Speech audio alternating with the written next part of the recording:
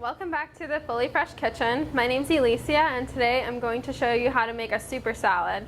And I call it super salad because we use our broccoli sprouts, which are super potent in cancer-fighting properties. So if you're not already eating broccoli sprouts, you definitely want to add that to your diet. In addition to the sprouts, we have shredded carrots, tofu, which we cooked and seasoned beforehand, spiralized zucchini, chopped red cabbage, cherry tomatoes, and a hard-boiled egg. And you can mix and match this to whatever dietary needs you have. So if you want to take out the eggs because you're vegan, that's totally fine. I also like to pair this salad with ranch dressing or whatever sounds good to you. So you should definitely add this to your shopping list. It's very easy and you can take it on the go. Don't forget to follow Fully Fresh on Facebook, Instagram, and Twitter @FullyFresh. Thanks.